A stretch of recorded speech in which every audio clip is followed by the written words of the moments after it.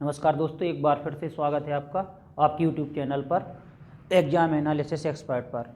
तो आज की वीडियो में हमने विगत क्लासों में जो भी हमने पढ़ा हुआ है उसका एक बार रिवाइज कर लेते हैं, फिर इसके बाद में अगली क्लास में टॉपिक को आगे बढ़ाएंगे। क्योंकि संडे है तो संडे को देखते हुए पिछले हफ्ते में जो भी हमने पढ़ा हुआ है उसको रिवाइज किए ले रहे हैं इस वीडियो में शुरू से। तो आज हम फोकस करते हैं जितना अभी हमने साइंस में पढ़ा हुआ है तो शुरू से उस पर फोकस करते हैं। तो इसके बाद में जहाँ से अपना चल रहा था तो कंटिन्यू चलेगा मंडे से। ठीक है दोस्तों, तो हम देखते हैं हमने साइंस में जो शुरू किया था।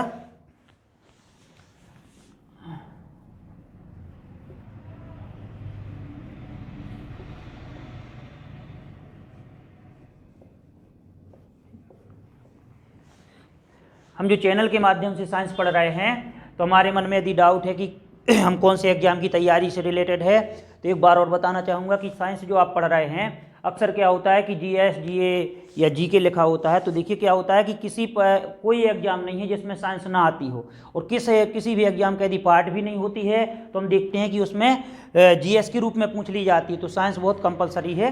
तो साइंस में हम देखेंगे कि साइंस होती है सत्य पर आधारित, और सत्य जो होते हैं प्रमाण पत्र। तो जब तक किसी विषय वस्तु को हम प्रमाणित नहीं कर लेते हैं जब तक साइंस में उनको वरीयता नहीं दी जाती है। और इनमें हम देखते हैं कि साइंस में मुख्य रूप से हम देखते हैं कि जब भी बात करेंगे तो हमने चर्चा की थी लैटिन भाषा, है ना, और ग्रीक भाषा, या इसी को बोल देते हैं ग्रीस, या इसी को बोल देते हैं यूनानी भाषा, है ना। तो एक इसको और एक इसको, इन दो का योगदान होता है। तो इसीलिए अब जब भी हम साइंस पढ़ते हैं तो अधिकतर जो शब्द मिलते हैं लिखा होता है कि फला वैज्ञानिक हैं तो उन्होंने अपनी खोज को या कृति को किस में दिया, लैटिन भाषा में, ग्रीक भाषा में। तो इनका दो का ही इस्तेमाल होता है। क्यों होता है? क्योंकि लैटिन भाषा की बात करें या ग्रीक भाषा की बात करें तो हम देखते हैं दोनों क्या होती है, मृत भाषाएं मानी गई हैं, डेड लैंग्वेज मानी गई हैं, और इनमें परिवर्तन के चांस बहुत कम होते हैं। तो जब भी यदि क्वेश्चन आता है कि जितने भी वैज्ञानिक होते हैं तो हम देखते हैं अपने शब्दों को लैटिन भाषा में या ग्रीक भाषा में ही क्यों देते हैं, क्योंकि इनमें परिवर्तन के चांस बहुत कम होते हैं। अब विज्ञान को अंग्रेजी में क्या बोलते हैं तो हम देखते हैं साइंस बोलते हैं। ठीक है, तो साइंस की बात करें तो हम देखते हैं किस भाषा का शब्द है, लैटिन भाषा का। अब किस शब्द से बना है तो हम देखते हैं साइंसिया से, साइंसिया। ठीक है, तो साइंसिया किस भाषा का शब्द है? लैटिन भाषा का शब्द है। आपके पूछ लिए जाएंगे साइंसिया है लैटिन भाषा का शब्द है ना, ग्रीक भाषा का शब्द है, हिंदी भाषा का शब्द है, अंग्रेजी भाषा का, तो लैटिन भाषा का शब्द है। इसका अर्थ क्या होता है? नॉलेज या ज्ञान। तो लैटिन भाषा में इसका अर्थ क्या होता है? ज्ञान। तो दोस्तों जिस विषय वस्तु को हम पढ़ रहे हैं, साइंस को पढ़ रहे हैं, तो साइंस हम देखते हैं जो शब्द है किस शब्द से बना है तो लैटिन भाषा के साइंसिया शब्द से बना है। और हम देखते हैं साइंसिया का अर्थ क्या होता है? नॉलेज होता है, ज्ञान होता है। अर्थात विज्ञान को जब भी हम डिफाइन करते हैं, परिभाषित करते हैं, तो किसी विषय वस्तु का संपूर्ण ज्ञान प्राप्त करना या संपूर्ण जानकारी प्राप्त करना ही विज्ञान कहलाती है। ठीक है, तो विज्ञान का मतलब क्या है? किसी विषय वस्तु के बारे में पूर्ण जानकारी प्राप्त करना, ज्ञान प्राप्त करना विज्ञान कहलाता है। और हम देखते हैं विज्ञान की जो हम देखते हैं मुख्य रूप से ब्रांच होती हैं, तो कितनी होती हैं शाखाएं? तो विज्ञान की बात करेंगे तो हमने पढ़ा हुआ है, एक होती है फिजिकल साइंस,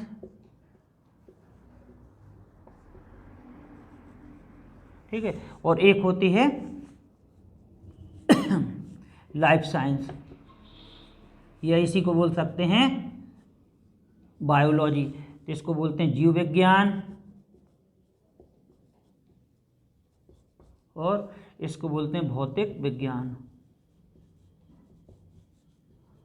ठीक है, तो विज्ञान की मुख्य रूप से कितनी शाखाएं होती हैं तो हम देखते हैं भौतिक विज्ञान और जीव विज्ञान।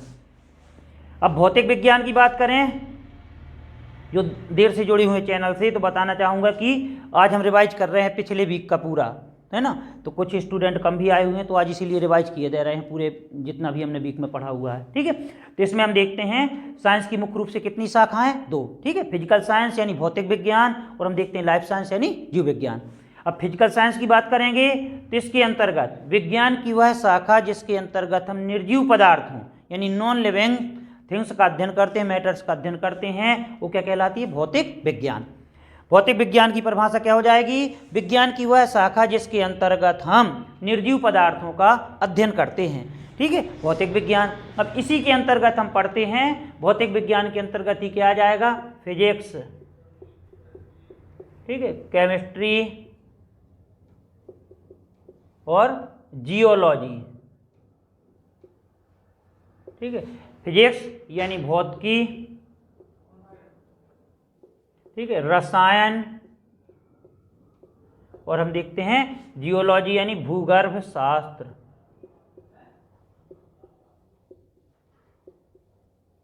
ठीक है। तो चाहे भौतिकी की बात करें, चाहे रसायन की बात करें, चाहे भूगर्भ शास्त्र की बात करें, इन सभी के अंतर्गत किसका अध्ययन करते हैं, निर्जीव पदार्थों।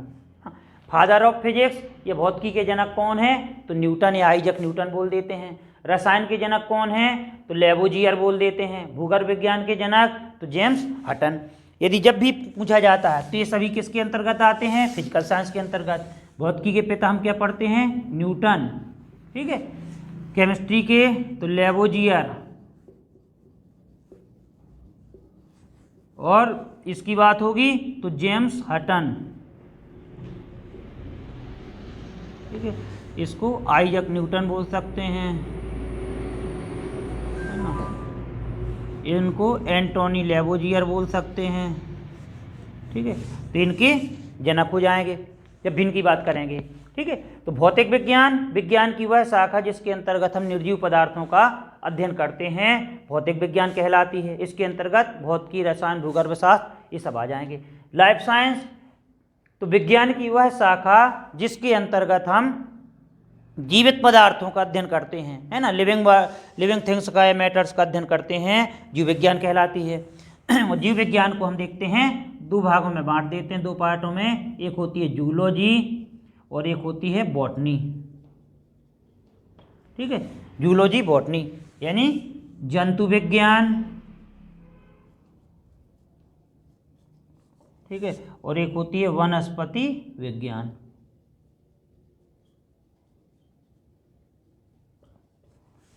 ठीक है। जंतु विज्ञान जिसके अंतर्गत जीवधारियों का अध्ययन किया जाता है ना, एनिमल्स का अध्ययन करते हैं, जंतु विज्ञान कहलाती है। इसके जनक कौन है, अरस्तु, ठीक है। बॉटनी विज्ञान की वह शाखा जिसके अंतर्गत हम देखते हैं पेड़ पौधे या वनस्पतियों का अध्ययन करते हैं। फादर ऑफ बॉटनी या वनस्पति विज्ञान तो हम देखते हैं थियोफ्रेट्स, ठीक है, थियोफ्रेट्स, ठीक है। तो यहाँ हमने बेसिक पढ़ा विज्ञान के बारे में। तो विज्ञान क्या है, किसी विषय वस्तु के बारे में संपूर्ण ज्ञान प्राप्त करना, जानकारी प्राप्त करना विज्ञान कहलाती है। और विज्ञान की मुख्य रूप से कितनी शाखाएं होती हैं, तो दो, फिजिकल साइंस और लाइफ साइंस। इसके अंतर्गत निर्जीव पदार्थों का अध्ययन करते हैं, इसके अंतर्गत जीवित पदार्थों का अध्ययन करते हैं। इसको आगे चलकर दो भागों में बांट देते हैं, जंतु विज्ञान और वनस्पति विज्ञान। इसके अंतर्गत केवल जंतुओं का अध्ययन करते हैं और इसके अंतर्गत वनस्पतियों, पेड़ पौधों का अध्ययन करते हैं। अब हमने पढ़ा हुआ था कि जब भी विज्ञान की बात करते हैं, या चाहे पौधों की बात करें, चाहे जंतुओं की बात करें, दोनों में ही जीवन होता है ना। चाहे प्लांट की बात करें, चाहे एनिमल की बात करें, दोनों में जीवन होता है। और जब जीवन की बात होगी तो हम देखते हैं जीवन किसकी वजह से है। कोई भी जंतु में हम देखते हैं जीवन किसकी वजह से है, या जीवन की सबसे छोटी इकाई क्या होती है, तो सभी में हम देखते हैं क्या पाई जाती है, सेल, कोशिका, ठीक है। तो दोस्तों इसमें हमने पढ़ा हुआ था कि जब भी बात करेंगे कि किसी भी प्राणी की बात करते हैं तो हम देखते हैं कि उसमें जीवन किसकी वजह से होता है, कोशिका। अब कोशिका की बात करते हैं तो हम देखते हैं कोशिका भी क्या है, किस भाषा का शब्द है, लैटिन भाषा का, है ना। और लैटिन भाषा में कोशिका का अर्थ क्या होता है, एक सूक्ष्म कच, एक सूक्ष्म कच, ए लिटिल रूम। तो जब भी इसकी बात करेंगे कि लैटिन भाषा में कोशिका का अर्थ क्या होता है, तो एक सूक्ष्म कच, ये हो जाएगा, ठीक है। कोशिका के अध्ययन के विज्ञान को क्या कहते हैं, तो हम देखते हैं साइटोलॉजी,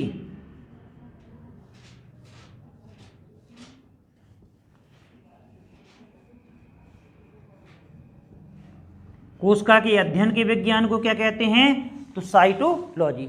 कोशिका किस भाषा का शब्द है, लैटिन भाषा का। और लैटिन भाषा में कोशिका का अर्थ क्या होता है, एक सूक्ष्म कच। स्टडी ऑफ सेल तो साइटोलॉजी, यानी विज्ञान की किस शाखा के अंतर्गत कोशिका का अध्ययन किया जाता है, तो हम देखते हैं साइटोलॉजी। ये जीवन की सबसे छोटी इकाई क्या है, आधारभूत यूनिट क्या है, तो हम देखते हैं सभी का आंसर क्या हो जाएगा, कोशिका। अब कोशिका की ही बात करते हैं, तो जब हम बात करेंगे कि कोशिका, तो हम देखते हैं सबसे छोटी जो कोशिका होती है किसकी होती है, तो हम पढ़ चुके हैं माइकोप्लाज्मा, ठीक है, माइकोप्लाज्मा गैलीसेप्टिकमा, ठीक है। सबसे छोटी कोशिका किसकी होती है, तो माइकोप्लाज्मा गैलीसेप्टिकमा। ये क्या है, जीवाणु,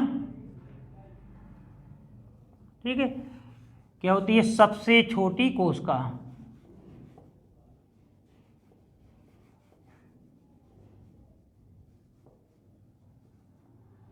ठीक है। जब भी क्वेश्चन आता है सबसे छोटी कोशिका किसकी होती है, तो माइकोप्लाज्मा गैलीसेप्टिकमा, ये पूरा नाम है, और ये क्या है, बैक्टीरिया है, जीवाणु। जब सबसे बड़ी कोशिका की बात करेंगे तो हम देखते हैं शुतुरमुर्ग। अब शुतुरमुर्ग क्या है, तो पक्षी है, चिड़िया है, शुतुरमुर्ग या शुतुरमुर्ग का अंडा, ऑस्ट्रिच एग, शुतुरमुर्ग के अंडे की होती है। जब भी सबसे बड़े की बात करेंगे शुतुरमुर्ग, और शुतुरमुर्ग क्या है, पक्षी है ना। अब जब भी सबसे लंबी कोशिका की बात करेंगे, तो लंबी कोशिका की बात करते हैं तो किसकी होती है, तंत्र का तंत्र, ठीक है, तंत्र का तंत्र, या इसी को बोल सकते हैं नर्वस सिस्टम, ठीक है। तो सबसे लंबी कोशिका किसकी होती है, तंत्र का तंत्र, उसी को कहेंगे नर्वस सिस्टम। सबसे छोटी कोशिका माइकोप्लाज्मा गैलीसेप्टिकमा, सबसे बड़ी कोशिका शुतुरमुर्ग, और सबसे लंबी कोशिका तंत्र का तंत्र, ठीक है। अब जब ह्यूमन बॉडी की बात करते हैं तो हम देखते हैं ह्यूमन बॉडी की बात करेंगे तो सबसे छोटी, बड़ी या लंबी कोशिका की बात करें तो सबसे छोटी कोशिका क्या हो जाएगी, सबसे छोटी कोशिका हम देखते हैं शुक्राणु की, ठीक है, मेल के शुक्राणु, या उसी को बोल देते हैं स्पर्म, ठीक है, सबसे छोटी,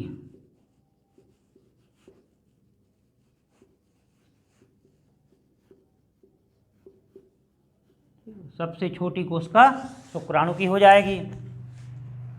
ह्यूमन बॉडी की बात कर रहे हैं।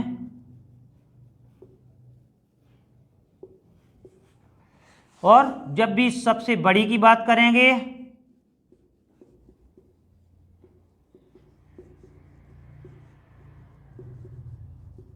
ठीक है, सबसे बड़ी कोशिका की बात करेंगे तो हम देखते हैं अंडाणु, फीमेल में अंडाणु, स्त्रियों की बात करें ओवम, ठीक है। सबसे लंबी कोशिका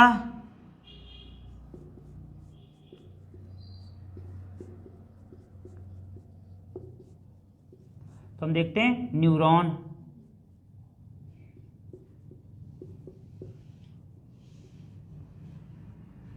ठीक है।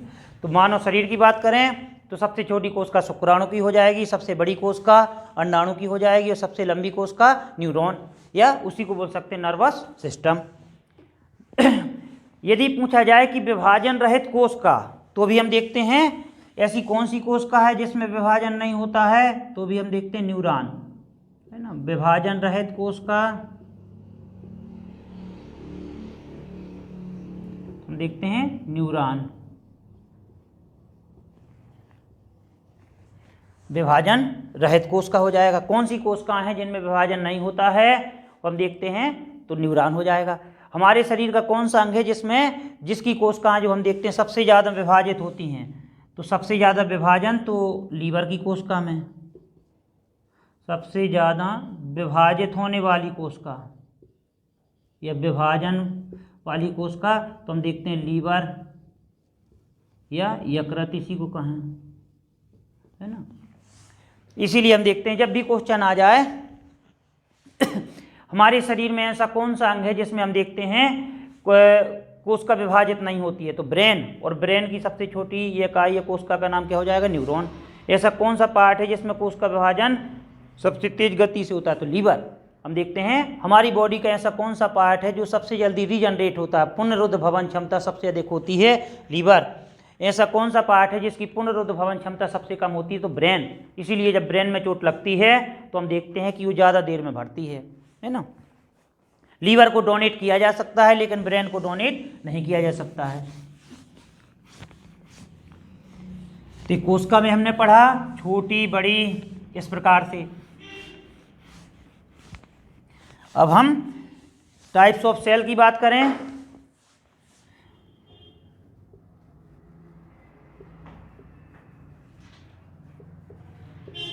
ठीक है, तो हम देखते हैं कोशिका के प्रकार।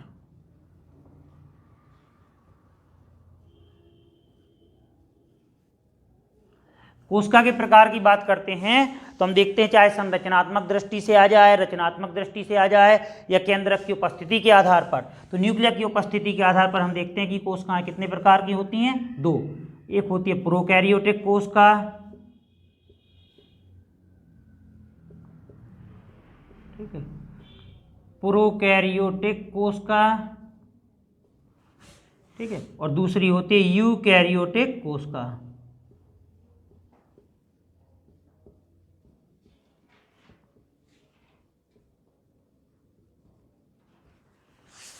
तो कोशिका कितने प्रकार की होती है? दो। प्रोकैरियोटिक कोशिका, यूकैरियोटिक कोशिका। और जो प्रोकैरियोटिक कोशिका, अब कोशिका की बात करते हैं तो कोशिका में मुख्य स्थान किसका होता है? न्यूक्लियस का। और हम देखते हैं ऐसी कोशिकाएं जिनमें न्यूक्लियस नहीं पाया जाता है, केंद्रक नहीं पाया जाता है, प्रोकैरियोटिक कोशिकाएं कहलाती हैं। और ऐसे जीव जिनमें इस प्रकार की कोशिकाएं पाई जाती हैं वो कहलाते हैं प्रोकैरियोट्स। तो हम देखते हैं वो क्या कहलाते हैं? प्रोकैरियोट्स, है ना। और हम देखते हैं प्रोकैरियोट्स क्या होते हैं? यानी न्यूक्लियस रहित कह सकते हैं, केंद्रक रहित।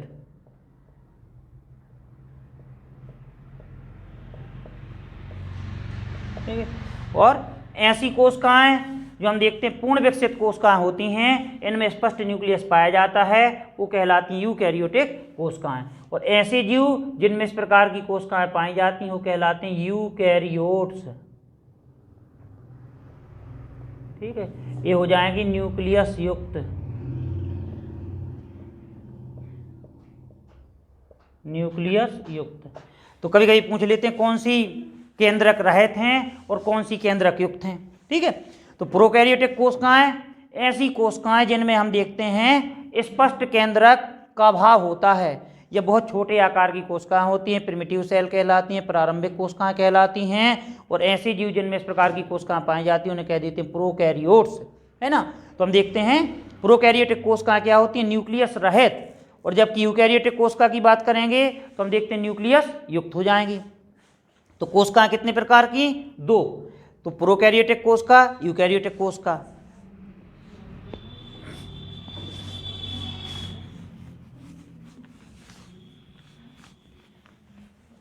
ठीक है, अब हम पढ़ रहे थे इसके अंतर्गत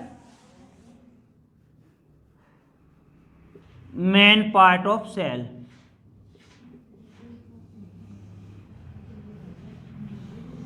ठीक है, कोशिकांग या कोशिका के प्रमुख अवयव, इसको हम पढ़ रहे थे। तो इसके अंतर्गत हमने पहला पढ़ा हुआ था सेल वाल। ठीक है, यानी कोशिका भित्ति।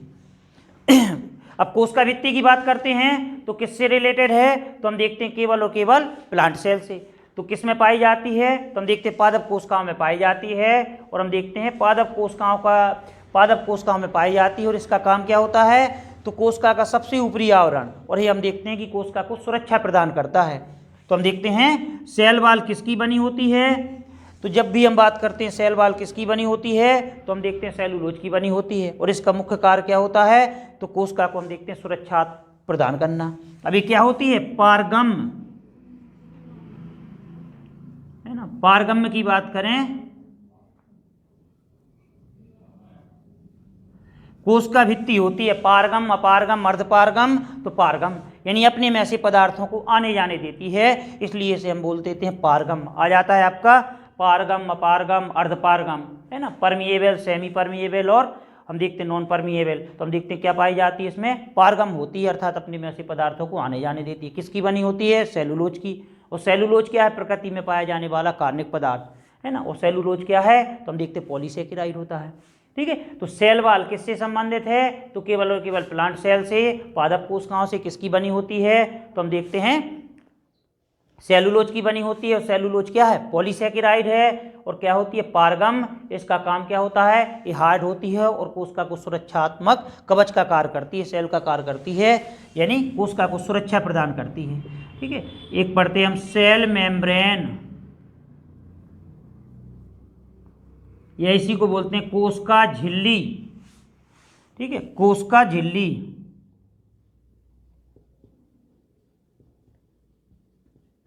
अब हम देखते हैं कि जो कोशिकांग होते हैं, पार्ट ऑफ सेल होते हैं, तो साइटोप्लाज्म यानी कोशिका द्रव्य में तैरते रहते हैं। और हम देखते हैं जितने भी कोशिकांग होते हैं तो एक पतली झिल्ली के द्वारा घिरे रहते हैं, जिसे बोल देते हैं सेल मेम्ब्रेन या कोशिका झिल्ली।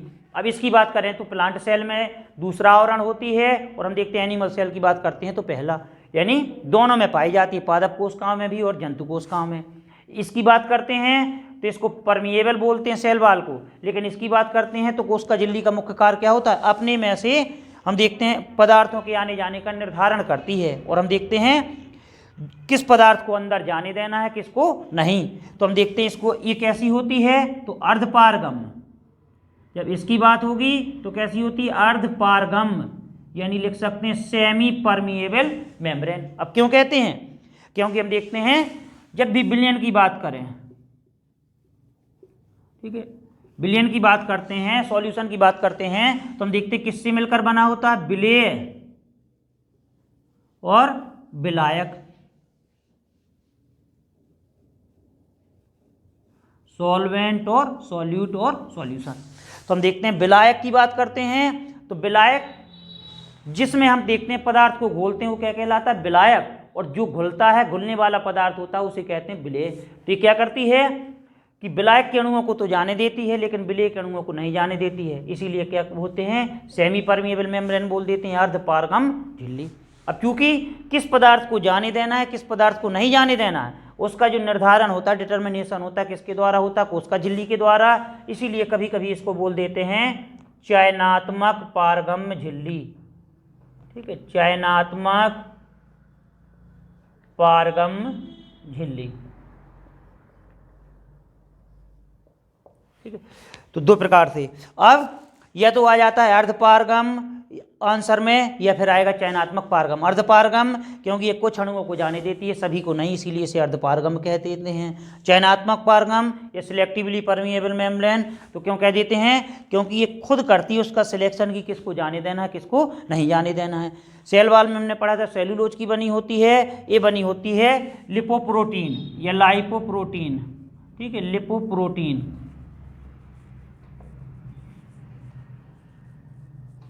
लिपोप्रोटीन, या इसी की जगह दे सकते हैं लिपिड और प्रोटीन। तो लिपोप्रोटीन आंसर में आएगा, या फिर हम देखते हैं लिपिड और प्रोटीन किस में पाई जाती है? तो पादप और जंतु दोनों में। इसका कार्य क्या है? कोशिका के अंदर जाने वाले और कोशिका से बाहर आने वाले पदार्थों का निर्धारण करना। अगली बात करें सेंट्रोसोम। ठीक है, सेंट्रोसोम।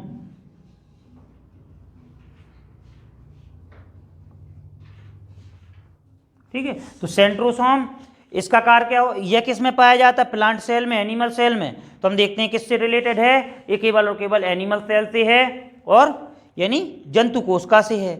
अब इसका काम क्या होता है? सेल डिवीजन में सहायता करना, कोशिका विभाजन में सहायता करना। और किस में पाया जाता है? तो केवल और केवल एनिमल सेल में, जंतु कोशिकाओं में। और हम देखते हैं कि कोशिका विभाजन को संपन्न करता है, इसीलिए बोल देते हैं इसे कोशिका का प्रचलन अंग, लोकोमेट्री ऑर्गेनेल ऑफ सेल। तो कोशिका का प्रचलन अंग किसे कहा जाता है? सेंट्रोसोम को, है ना, कोशिका का प्रचलन अंग।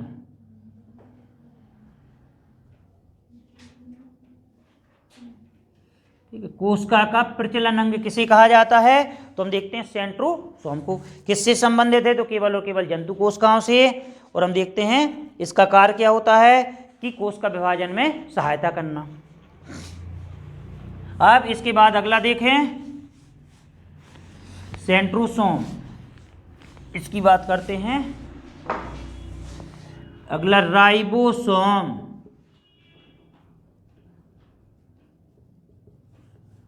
राइबोसोम ठीक है। तो जब भी यदि क्वेश्चन आए राइबोसोम की बात करते हैं तो कोशिका का सबसे छोटा कोशिकांग, तो आंसर क्या हो जाएगा? राइबोसोम। यानी ये क्या होता है? कोशिका का सबसे छोटा कोशिकांग।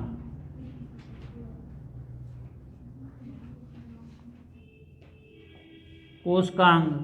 और हम देखते हैं इसमें झिल्ली नहीं पाई जाती है, इसीलिए बोल सकते हैं झिल्ली रहित कोशिकांग।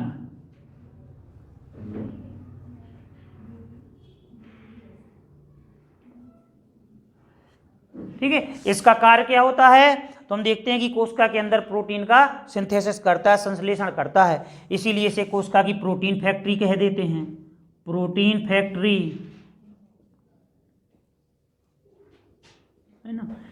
ये सभी किसको कहते हैं? तो हम देखते हैं राइबोसोम। ठीक है।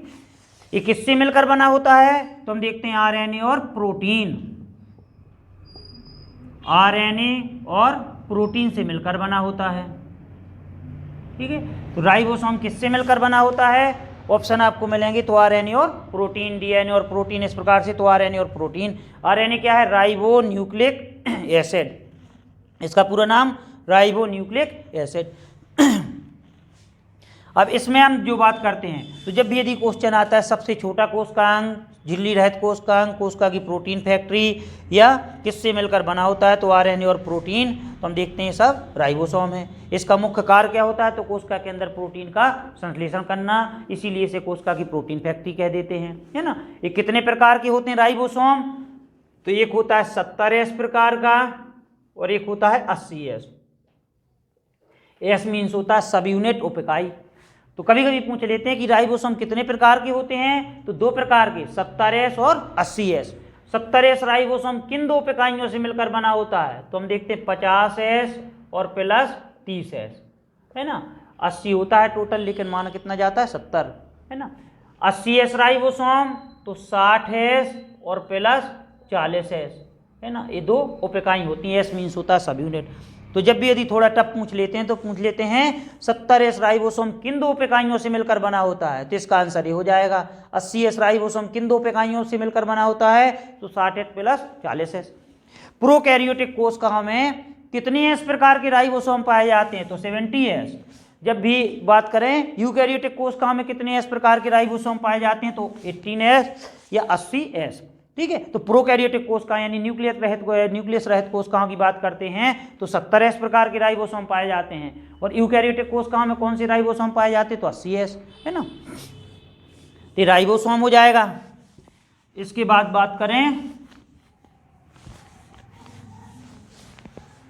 अब देखना राइबोसोम की बात करें तो ये भी हम देखते हैं, चाहे प्लांट की बात करें चाहे एनिमल की बात करें, दोनों में पाया जाता है।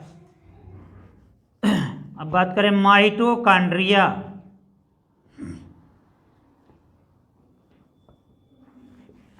माइटोकॉन्ड्रिया,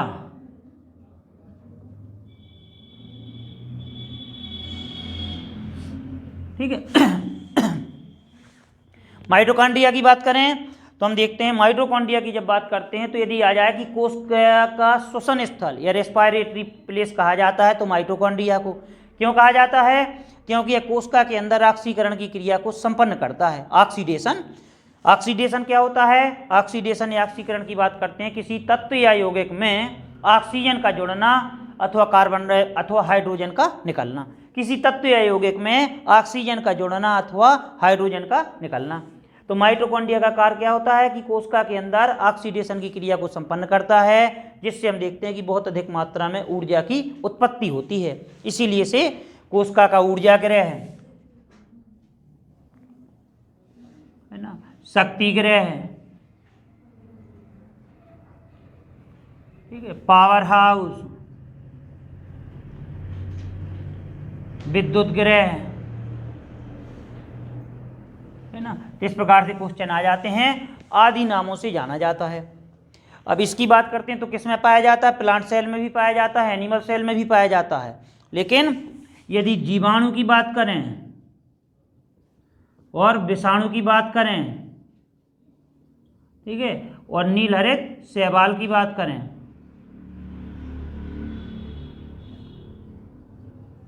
तो इनको छोड़ दिया जाए तो हम देखते हैं से सभी पौधों और जंतुओं की कोशिकाओं में माइटोकॉन्ड्रिया पाया जाता है। अब यहाँ की क्वेश्चन क्या बनेगा, देखिए जीवाणु की बात करें और नीलहरित शैवाल की बात करें, क्या होते हैं, प्रोकैरियोट्स, है ना। और विषाणु की बात करते हैं तो ना तो प्रोकैरियोट्स होते हैं ना यूकैरियोट्स होते हैं। क्यों? क्योंकि ना तो इनमें प्रोकैरियोटिक कोशिका पाई जाती है ना यूकैरियोटिक कोशिका पाई जाती है, यानी विषाणु क्या होते हैं, नॉन सेलुलर कोशिका रहित होते हैं।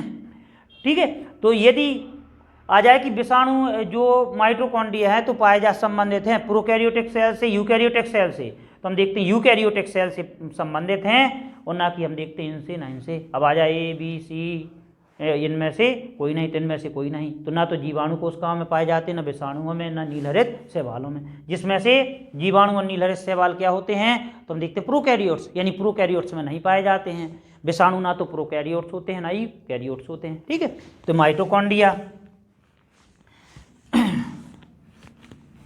अब बात करते हैं गोल्गी बॉडी, या गोल्गी का बोल देते हैं, इसकी बात करते हैं। तो ये भी हम देखते हैं ये मुड़ी हुई छड़नुमा रचना होती हैं इस प्रकार से, है ना, इस प्रकार से। तो हम देखते हैं इसका कार्य क्या होता है कि जो कोशिका के अंदर पदार्थ जाता है तो उसको अंदर जाने में आवागमन में सहायता करती हैं, कोशिका के अंदर जाने वाले पदार्थों को उचित स्थान तक पहुंचाने का कार्य करती हैं। इसीलिए हम देखते हैं जो भी काम, ट्रैफिक पुलिस का भी काम क्या होता है कि हम देखते हैं यातायात प्रबंधक का कार्य करती हैं। तो कभी कभी पूछ लेते हैं कि कोशिका के अणुओं का यातायात प्रबंधक कहा जाता है या पुलिसमैन कहा जाता है या ट्रैफिक पुलिस। तो जब भी यातायात प्रबंधक की बात करें, ठीक है, या पुलिसमैन की बात करें, या फिर हम देखते हैं ट्रैफिक पुलिस की बात करें, ठीक है, तो इन सभी नामों से जाना जाता है। क्यों जाना जाता है? क्योंकि जिस पदार्थ को कोशिका से बाहर जाना होता है तो बाहर जाने में मदद करता है और जिसको अंदर जाना होता है तो अंदर जाने में मदद करता है। इसलिए यातायात प्रबंधक, पुलिसमैन या ट्रैफिक पुलिस के नाम से जाना जाता है।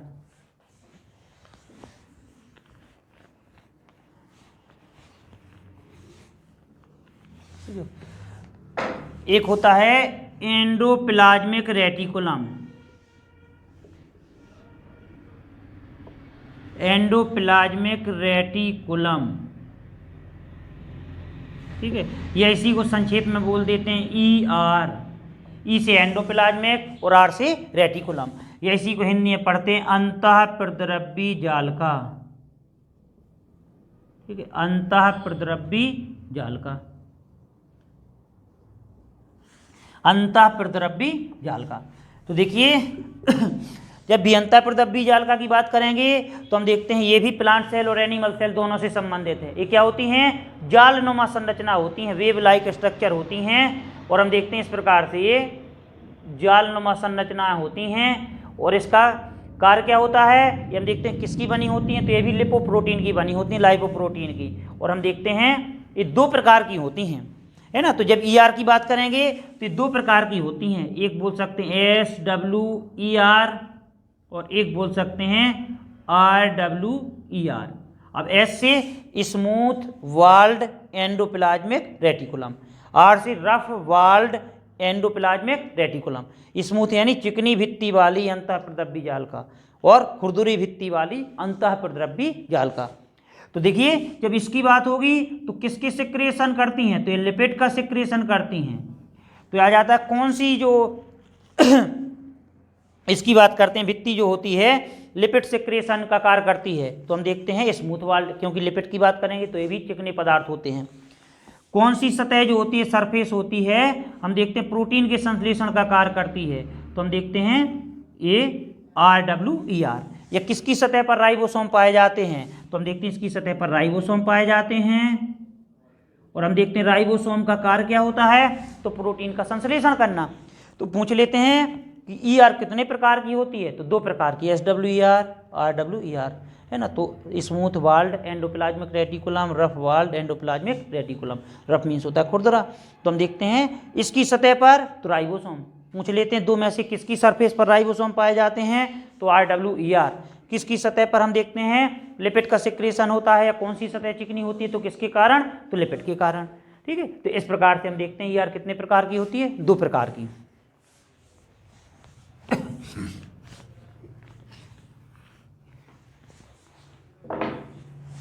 अब बात करें प्लास्टिड, ये प्लास्टिड मीन्स लवक। अब लवक की बात करते हैं तो केवल और केवल किससे रिलेटेड होता है? प्लांट सेल से। पादप कोशिका में पाया जाता है और हम देखते हैं कितने प्रकार का होता है, तो हम देखते हैं क्लोरोप्लास्ट, ठीक है, एक होता है ल्यूकोप्लास्ट और एक होता है क्रोमोप्लास्ट, ठीक है, क्लोरोप्लास्ट, ल्यूकोप्लास्ट और क्रोमोप्लास्ट। इसी को बोल देते हैं हरित लवक, ठीक है, इसको बोल देते हैं रंगहीन लवक और इसको बोल देते हैं रंगीन लवक,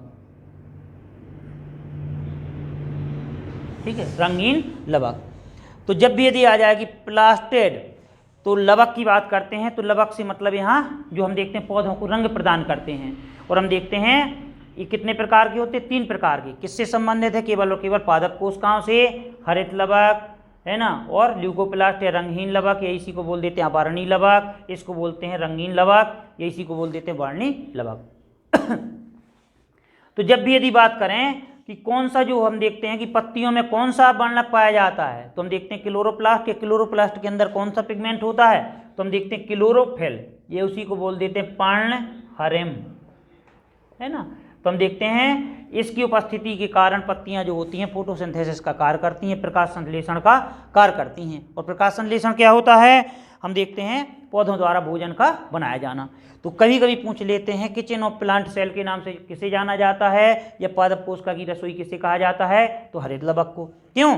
क्योंकि इसमें कौन सा वर्णक पाया जाता है? तो पर्णहरिम, इसी को बोलते हैं क्लोरोफिल। तो हम देखते हैं क्लोरोफिल की उपस्थिति के कारण ही पत्तियों का रंग हरा होता है। तो पत्तियों में कौन सा किससे पत्तियों से संबंधित है? तो हरित लवक, या हरित लवक नहीं पूछते हैं तो पर्णहरिम, या उसी को बोल देते हैं क्लोरोफिल।